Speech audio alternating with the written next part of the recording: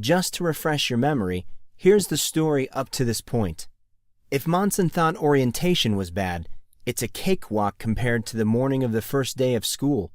Between stumbling into the insanely famous pop idol Taurus Green and Casey's Superman-like abilities, the first day of school is already turning into an ordeal.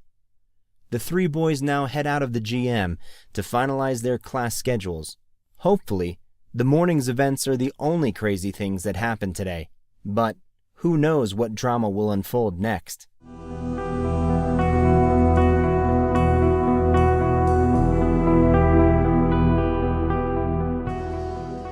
What the hell was that all about? After the scene with Kylie, Casey beelined it to the nearest bathroom and was now letting out a steady stream of curses as he punched everything in sight. The other two allowed him to do this, standing a ways off, talking quietly. Those two have a history, if you can't tell. Yeah, I figured as much. Monson looked towards Casey in the corner. Who would have thought she could have had that kind of effect? Do you know what happened? Artorius hesitated. Yes, I do. Up to a point, at least. Monson continued to look at him as if to say, well? He hesitated again. I'm not sure. Monson stopped him. No, you're right. I should talk to Casey about this. Monson berated himself inwardly. He had to earn trust, not take it. Artorius looked sympathetic. Don't worry about it. It's not even what you think. You're our friend. Monson smiled, turning away as something caught in his throat. Casey's ranting interrupted Monson's thoughts, and he looked towards him. Maybe he would try the direct approach. Hey, Case, what's up with you and Kylie? Why all the bad blood? The bathroom went silent. Monson wondered if he upset Casey. Bro, she's evil. Casey's voice echoed from across the bathroom. Totally and utterly evil. Nuff said. With this, Casey went back into his ranting. This continued for a few more moments until suddenly it stopped. He strode towards them out of breath and slightly red-faced, but otherwise seemingly all right. Are we back to normal? Artorius looked at Casey with a calm expression on his face. Do you have it all out of your system now? Yeah, bro, I'm good. Although, I still have these. He held out a pair of slightly shaded sunglasses that Monson recognized as Kylie's. Whoa, that's amazing! Monson stared dumbfounded at the glasses. When'd you nick those? Dude, nick? Casey's face was slightly malicious as he posed the question, but his tone sounded playful. It was apparent he was quickly returning to normal, or at least trying. Shut up, Casey. Casey laughed. It sounded a bit forced, but he answered the question nonetheless. Dude, I caught them before I went for her. Now, I just gotta figure out what I'm gonna do with them. He lapsed into silent thought. Well, what are you going to do with them? Don't know, bro. But I'm pretty sure it's gonna have something to do with a skeet thrower and a shotgun. Come on. Artorius checked his watch. We'd better hurry, or we ain't gonna get no food. And who can think on an empty stomach? I wasn't aware you could think at all, Arthur, said Casey with mock astonishment. Wow, this certainly is a day of discovery. How many times do I have to tell you, Cassius? Don't call me Arthur. Monson could only laugh as Casey and Artorius went into wild teasing. Although Monson was laughing at Casey and Artorius' increasingly outrageous points and counterpoint, his mind continued to race, mulling over what he witnessed between Kylie and Casey. Casey did not come out and say it, but whatever Kylie did to him, it was more than just a simple parting of ways. He needed more information to form a proper conclusion. He would just have to pay attention to Casey over the next few days to see if he could glean more.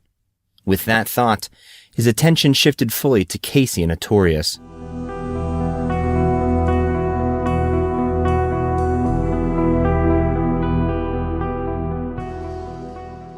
It did not take long for the boys to find their way to the mess hall, despite the size of the GM. A lighted wall map, like the one found in a mall or shopping center, showed that the cafeteria was at the very center of the building. They headed in that direction, falling in line behind a group of older girls who gave the boys no notice at all. "This is a bit more like it." Artorius gazed around the hall. All that grandeur was beginning to get on my nerves. "He's certainly right about that," thought Monson. He really did enjoy the building design at Collin, but it was a little overwhelming. He half expected to see some grand dining area after all the money spent on the Colosseum and the barracks. Thankfully, that was not the case. "Don't get too excited, Arthur. My uncle told me that they have a formal banquet room for dances and stuff like that." "Yeah, but we don't have to worry about that today. And don't call me Arthur," he added as an afterthought. The line moved as more and more of the older students got their food, ate, and then made their way out of the various exits from the cafeteria. Monson could only assume these other students were heading to their first periods. Thinking this as he watched them leave, something struck him. "So, when do we get our schedules? I don't remember them saying anything about it." He looked towards Casey and Artorius, even though Artorius was not paying any attention, but rather staring around the hall as if he were looking for someone. "Right after breakfast, bro." Casey did not look at Monson as he said this.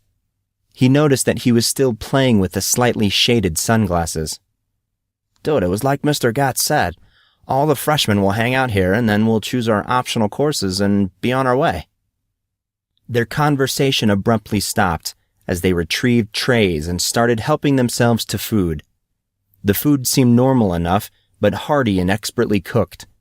Applewood smoked bacon, eggs Benedict, cream cheese stuffed French toast, English muffins with marmalade, seasoned hash browns, and an assortment of other items like fruit and cereal were all available. The boys took full advantage of the buffet. Breakfast was good, yet uneventful, and before they knew it, they had cleaned their plates. An announcement told them that the freshmen were to make their way towards the main conference room of the GM. Monson and the others did so, excited to see what classes the school had to offer. The boys took a left almost immediately upon exiting double doors leading from the mess hall. There were many other students, and from the looks of them, they were freshmen as well.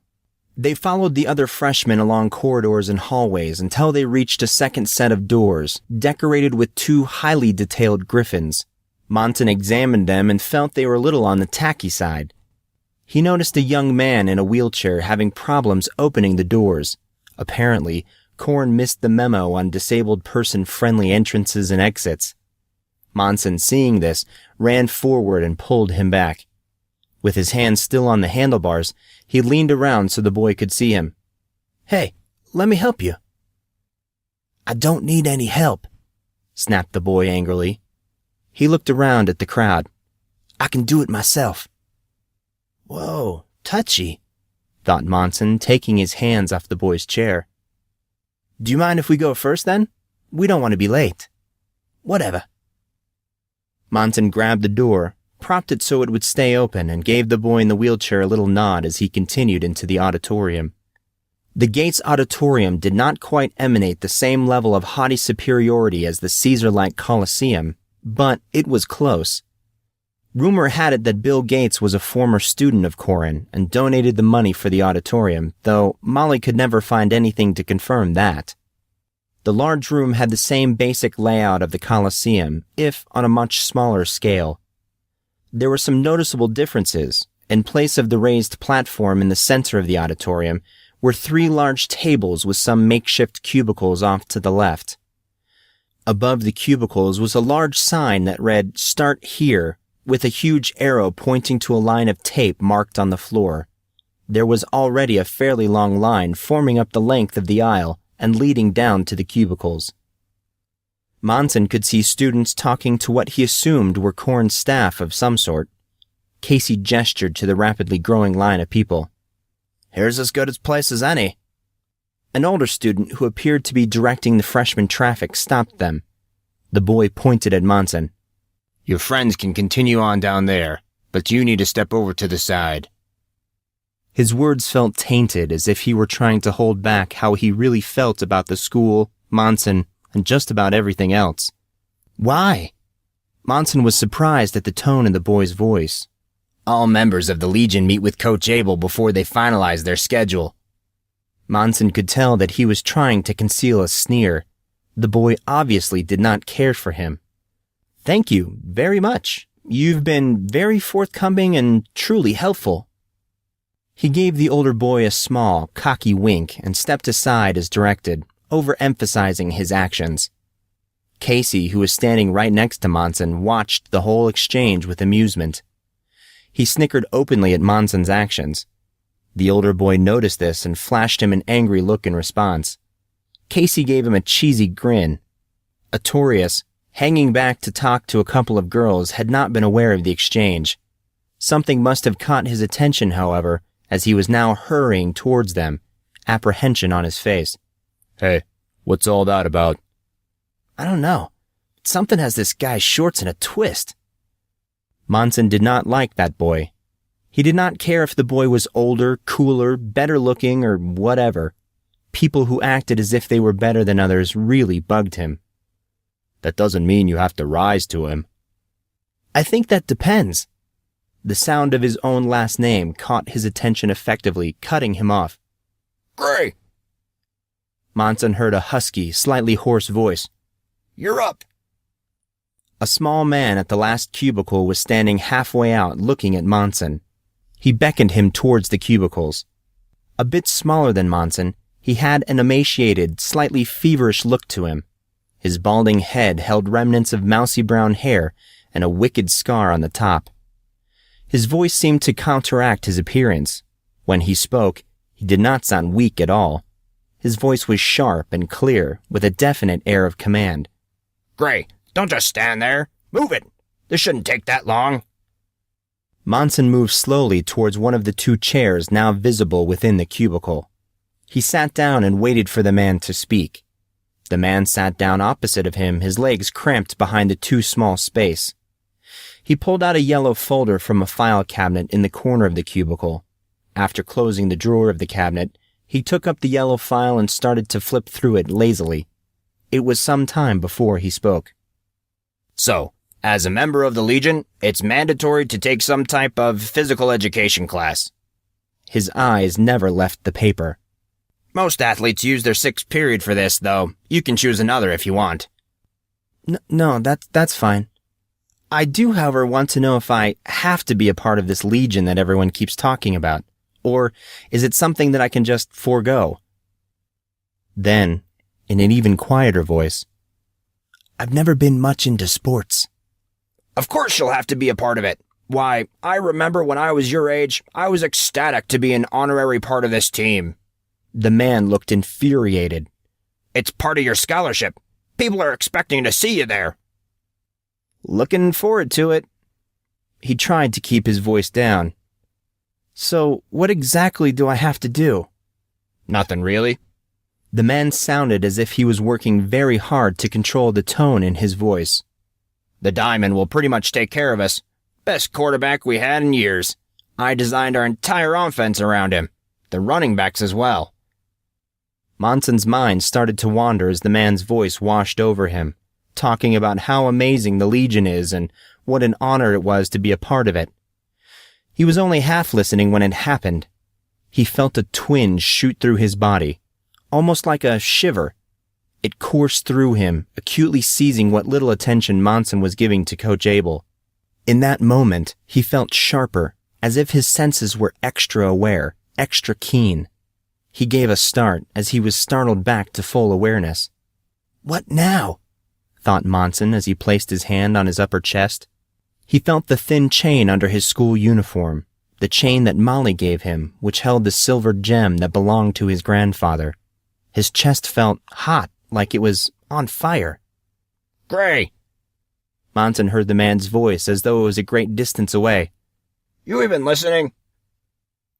Yeah, of course, lied Monson, righting himself.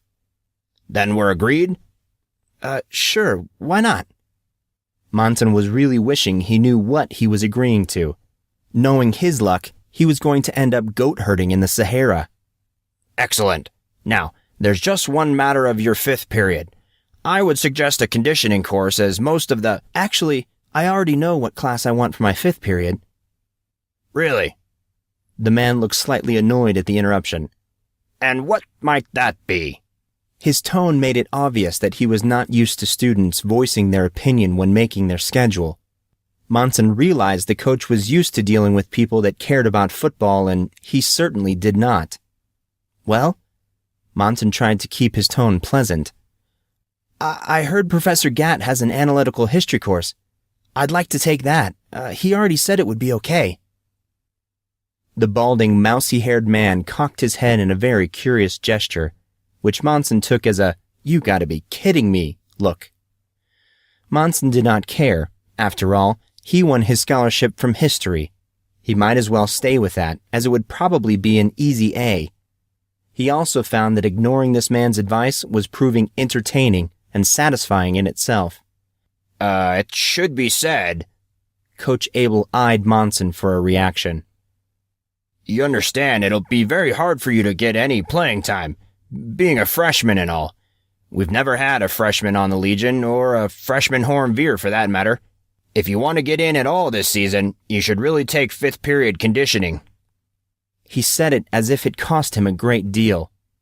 Monson did not speak, a second realization finally hitting him. A voice inside his head was speaking very fast. The coach doesn't want me in the weight training course, let alone the conditioning course. He's acting out of tradition as much as anyone else here. Monson decided to put the coach's mind at ease. Coach Abel, that's who you are, I assume. You never did introduce yourself. Listen, I have very little interest in playing for the Legion. I also happen to know you have very little interest in trying to get me to play for the Legion. A final realization fully came to him. In fact, you're still bothered about how I got into this school in the first place. That I can't answer for you, but let me assure you that I have no intention of doing anything to mess with the Legion. So, in the interest of time, let's drop the pretenses that you really want me here. Monson concluded his speech with a wry smile that almost instantly turned to a poorly concealed scowl. Why did he always do that? He really needed to replace the filter between his mouth and brain. He waited for Coach Abel's response. To his utter astonishment, Coach Abel started to laugh. I heard you were a kid that got straight to the point, but I never expected this. The coach adjusted himself in the seat, becoming noticeably more relaxed. I'm glad to know you and I are on the same page, Gray.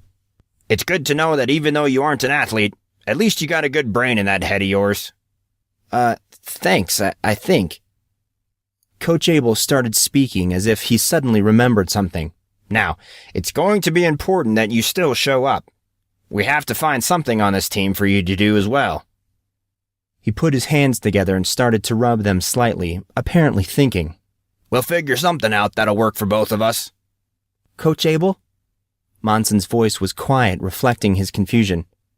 Maybe I missed something. Why exactly do you have to find something for me to do on the team?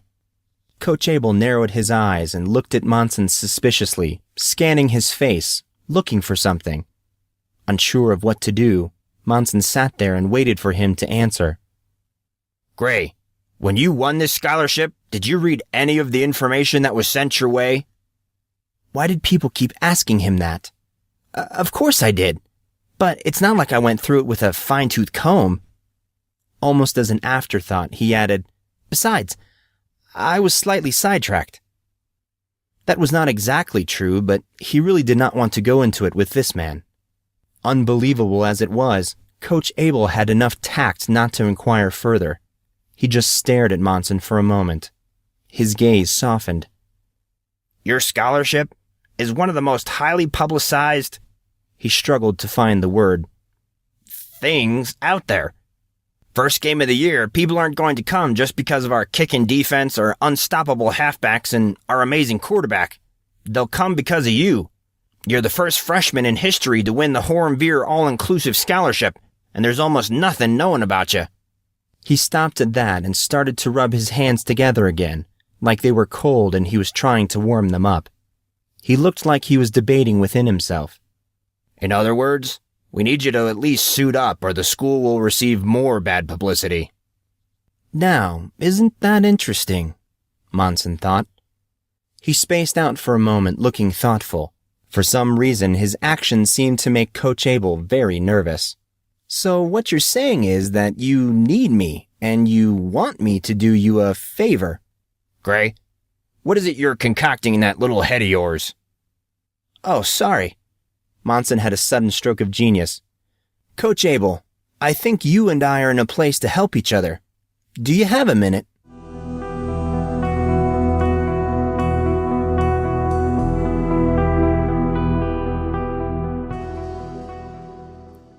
"30 minutes later, schedules in hand, Artorius and Casey tried to catch up with Monson, who was a ways down the hall.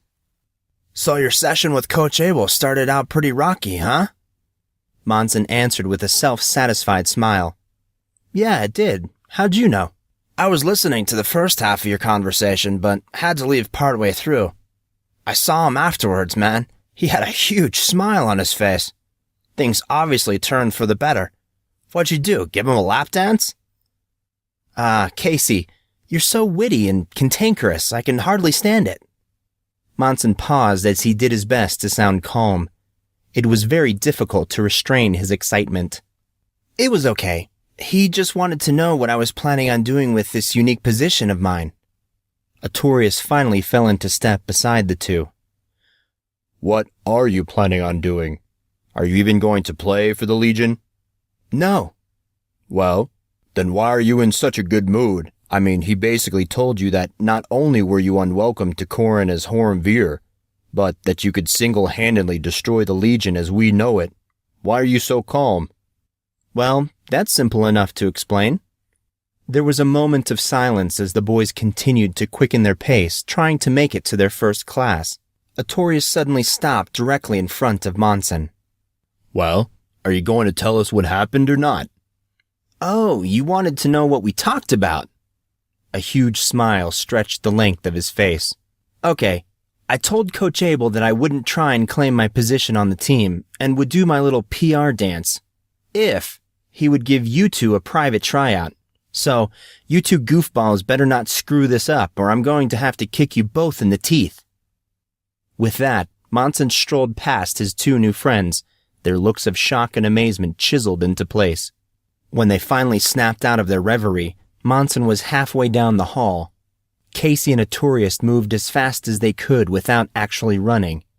They caught up to him as he started to round the corner to a hallway that was covered on two sides with a kind of glossy blue speckled tile. Casey caught Monson's arm. All right, bro, spit it out. How on this green earth did you pull that off? Really? You think so? Because I'm pretty sure that the earth is covered up with mostly water, which, I could be wrong, is more of a blue color, but... Monson, out with it already. Okay, keep your pants on.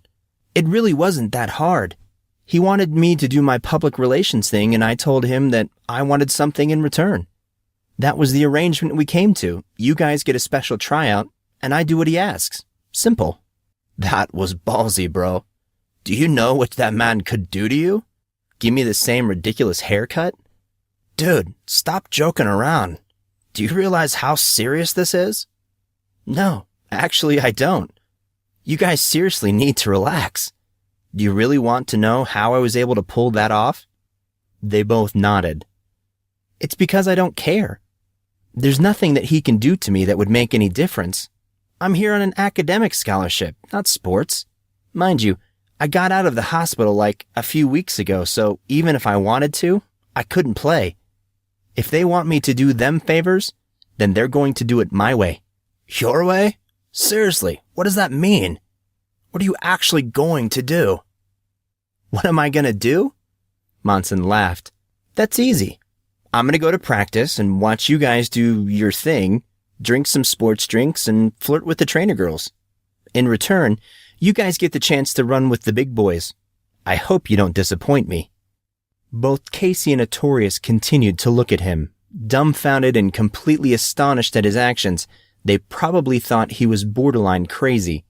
Monson smiled at the look on their faces. He turned from them and hurried on.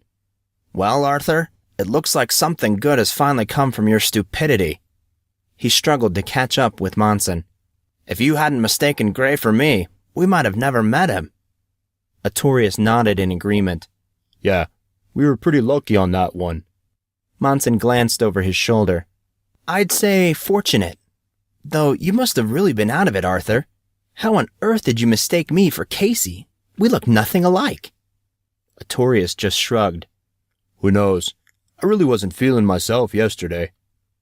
It's to be expected, bro. Casey had a knowing look on his face.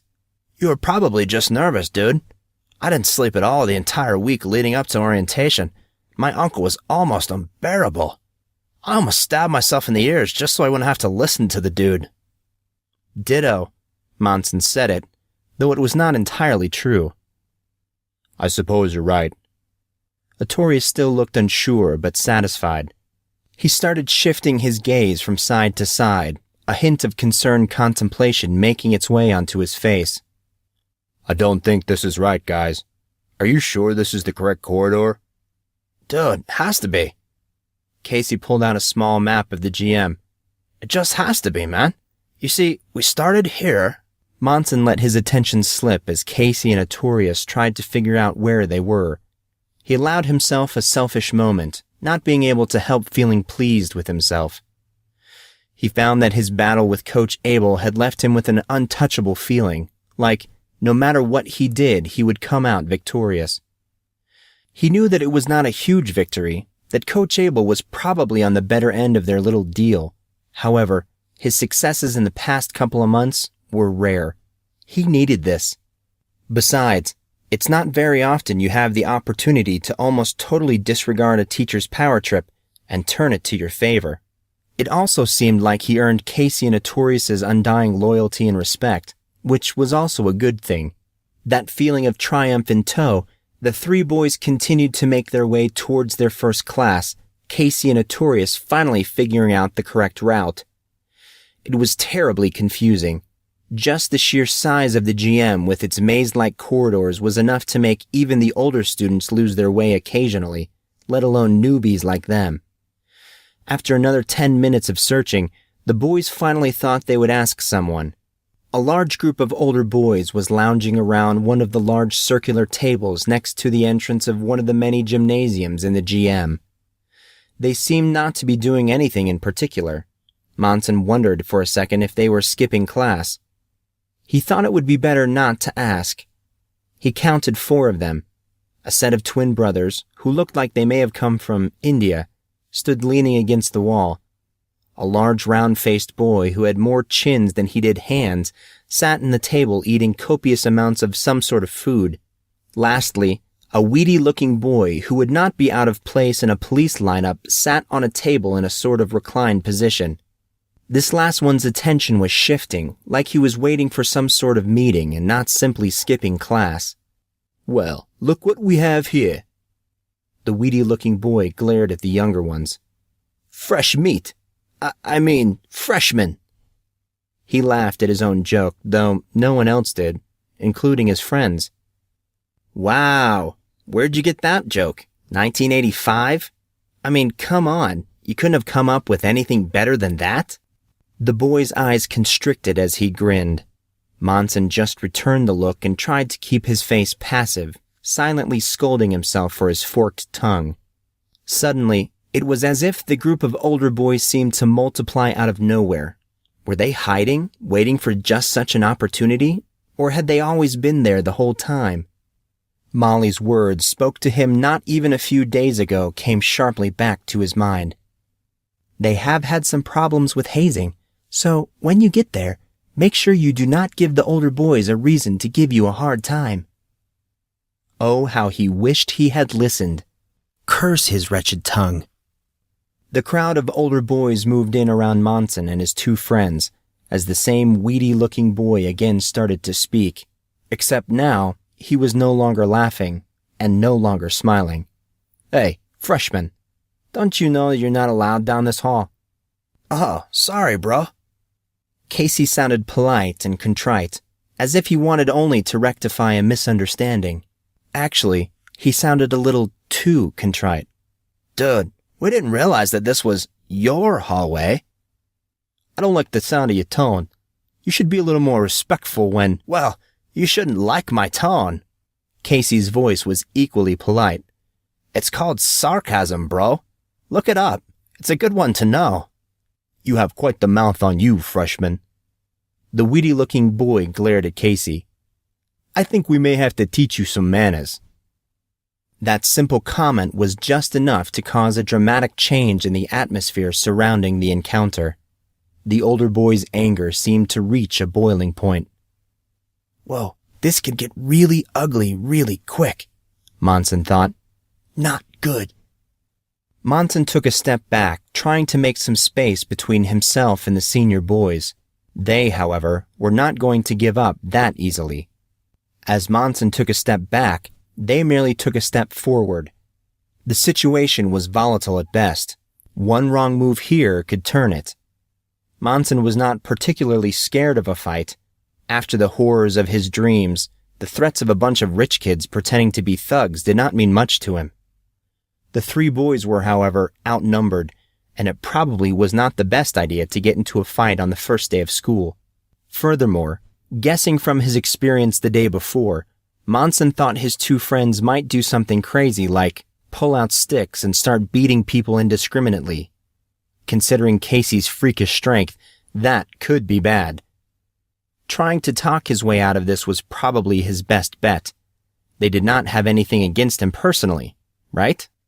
The tension was high, but distraction and relief arrived in the form of a second group of students. There was a good number of them.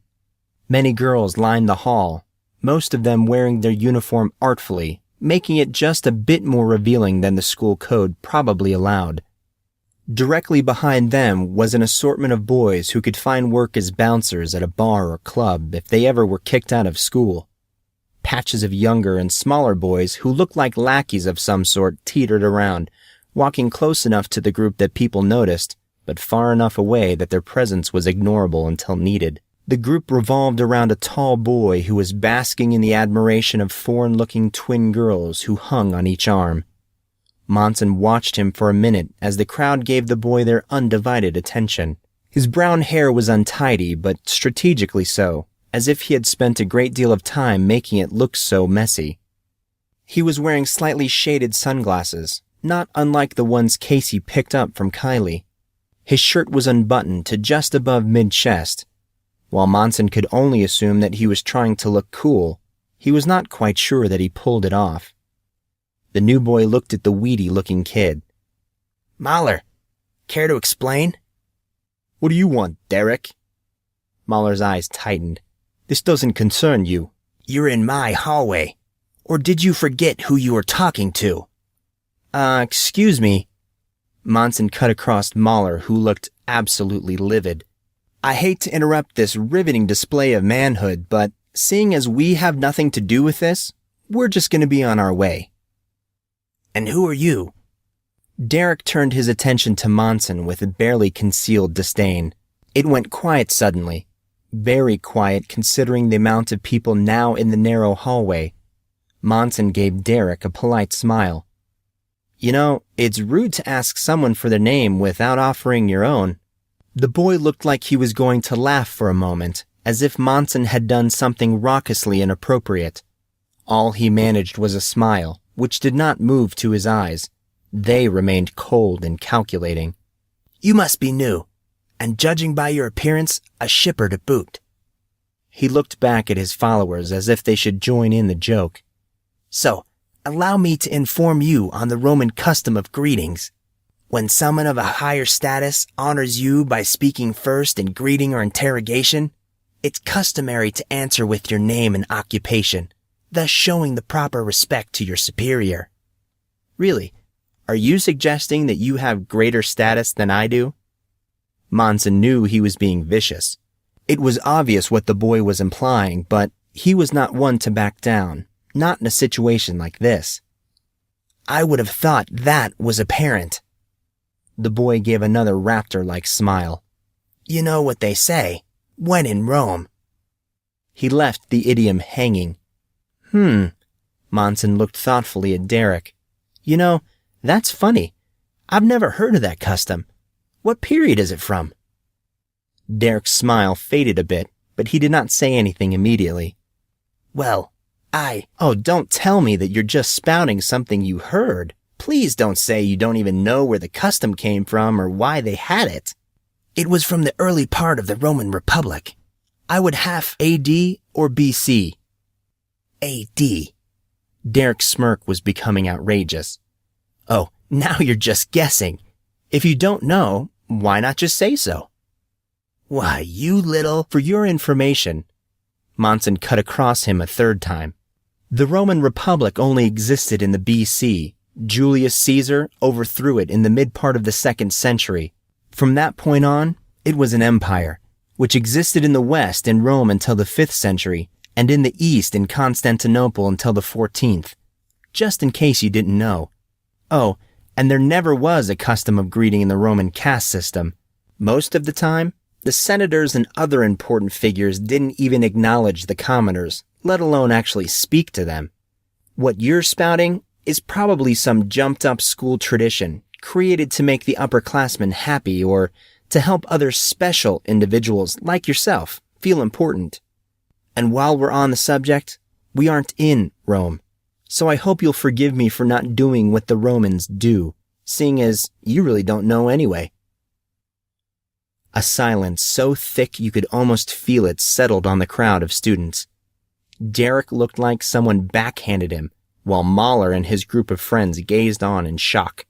Monson wondered if he had gone too far and was now going to have to fight his way out. He looked at the arrogant jerk in front of him as he considered the prospect of having the crap beat out of him on the first day of school. Yeah, totally worth it, Monson thought. Might as well finish it properly. My name is Monson Grey. Nice to meet you. Monson gave a little bow. Now, if you will excuse me, I think my friends and I are going to be late for class.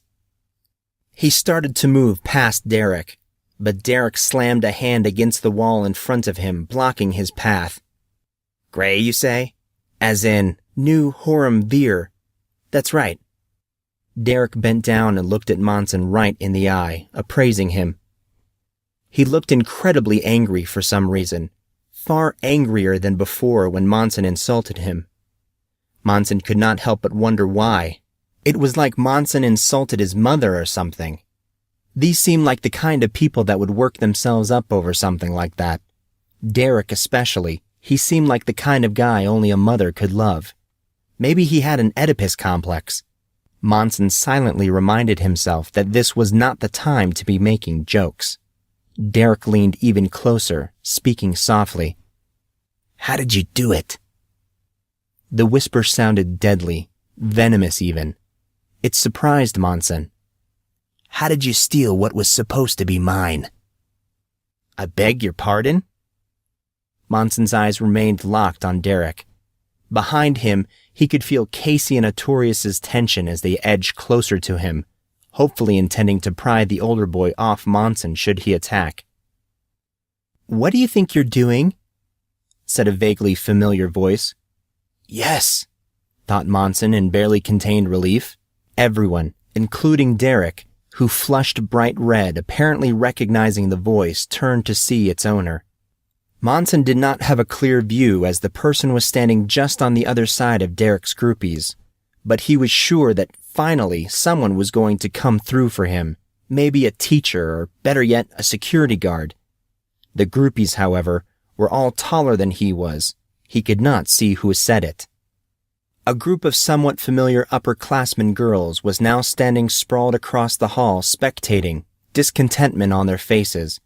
They looked incensed, almost as if they could not imagine something like this ever happening at their school. Monson, thankful for the distraction, turned about to make his exit when someone spoke to him. Don't tell me you're not happy to see me. A soft hand caught his, which instinctively made him turn around. He saw a field of strawberry blonde hair and bright green eyes. Taurus Green was standing in front of him. Monson marveled. The girl came totally out of nowhere. So, we meet again. She gave him a soft smile. You seem to have a knack for being at the wrong place at the wrong time. Monson returned her smile with one of his own. You aren't telling me anything I don't know. I was just about to make my escape. Care to join me?" She laughed.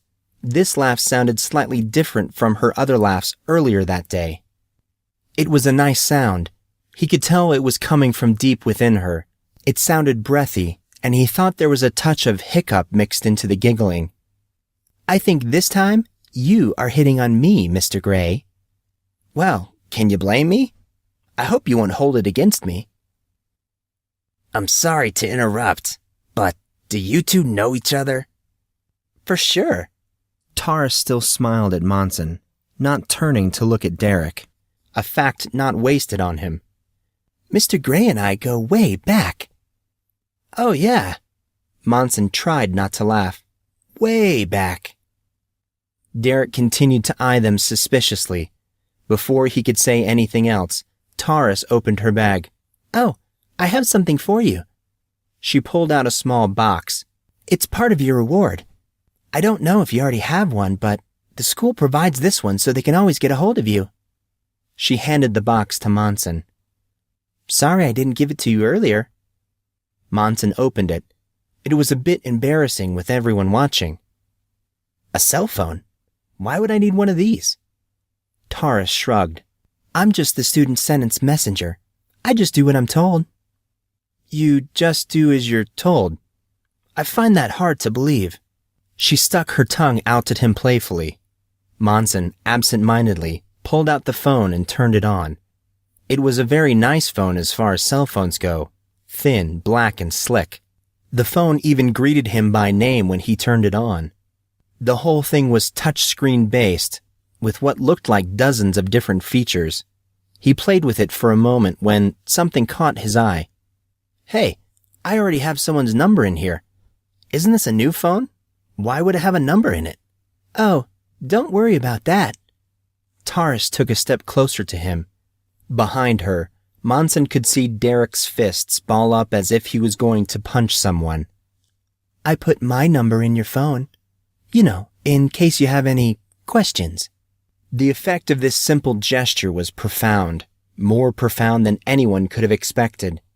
The twin boys on the wall that thus far had not uttered a single word started to whisper to each other with hurried voices in a language no one seemed to understand. Mahler whistled and looked spitefully at Derek. Derek, on the other hand, did not look well. His face was red, like his brain was going to shoot right out of the top of his head. All the girls, both the ones with Derek and Taurus's friends, just looked dumbfounded. Monson looked, surveying all their reactions.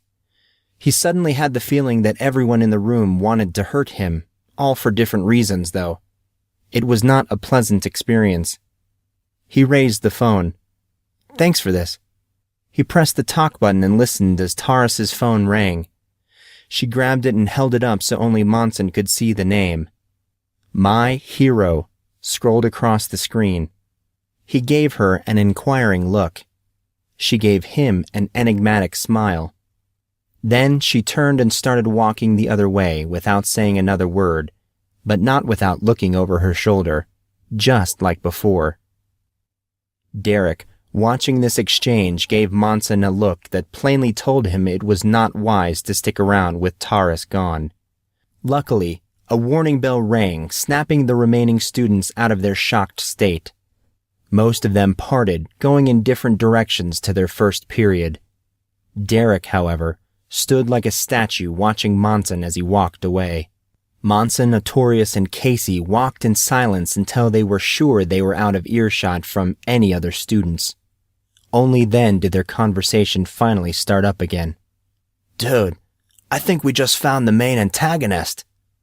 Casey looked back in the direction they had come. "Thinks a lot of himself, that one." "I think we may have seen a glimpse of an initial love interest, too." Artorius had a look close to envy across his face. "Taurus freaking green." "What in the world are you two talking about? You act as if we were in a movie or something." They both laughed as they watched his face. The laughing continued while Monson used the time to try and figure out what was so funny. Nothing came to mind, so he waited. "Right on, Grey." Artorius gestured over at Casey. "Goonie boy over there wants to be a filmmaker, novelist, and mangaka. He always talks like that. You better be careful. He's probably already working on a screenplay for the story of your life. I couldn't do that, bro. He gave the same look of exaggerated contrition that he used when he was talking to Mahler. Monson waited patiently for the punchline. When none came, "Okay, I'll play along. Why can't you write the story?" Dude, isn't that obvious? No, not really. Casey gave another look, this one a mix of pity and understanding. Dude, I can't write the story because I'm the main character. That would just be tacky. Wait, what? Monson ran his hand through his hair. How can you be the main character in the story of my life? Wouldn't I be the main character? Well, traditionally, yeah. But I demoted you because you're so boring. That comment warranted Casey a smack on the arm. They all laughed, dispelling some of the tension that was building. So, if I'm not the main character, what am I? Comedic relief, bro. Don't worry, I'll give you some good one-liners. Thanks. Monson sped up his pace as they all walked towards their first class. You've been listening to the podcast-only novel of The House of Grey by Collin Earl. For more news, information, and updates, please visit houseofgreybook.com. Music by Figure of Beans. Visit the band at myspace.com/figureofbeans. Cover art for The House of Grey provided by James Thane. More information at thayn.net.